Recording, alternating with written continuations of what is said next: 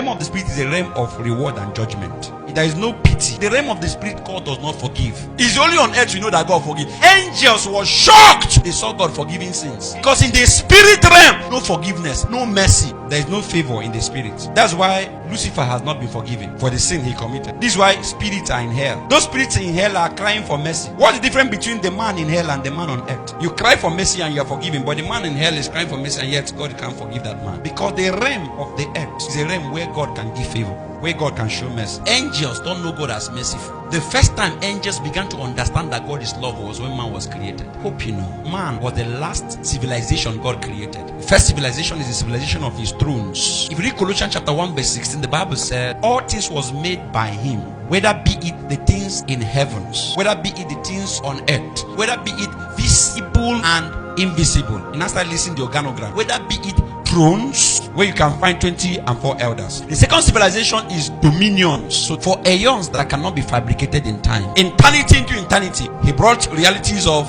dominions. After reality into reality, he now brought the reality of principalities. First thrones, second dominions, third principalities, fourth powers, angels, and then other spirits in light. So man is the last born of creation. If God wants to start allocating reward, who should he give the rewards to? 24 elders that are always bowing from eternity into eternity. Yet the last born of God creation, God decided to reveal love to him. The man God created was not as beautiful as other creation. If God have shown you vision of how heaven look like, how the 4 beasts look like, how the 24 elders look like, you will know that you are nothing. Their glories are external. There's an angel you will see. I've shared it here. Eyes are round about him.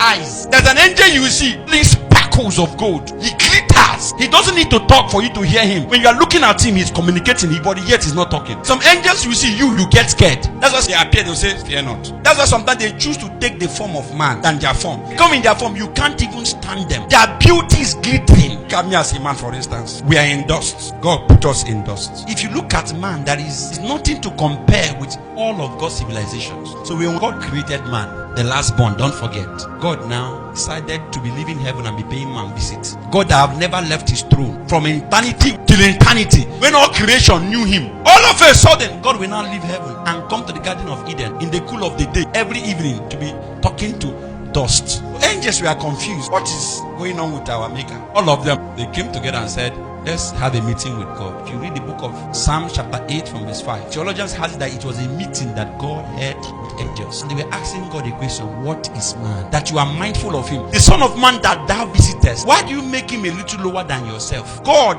worked for man, planted a garden,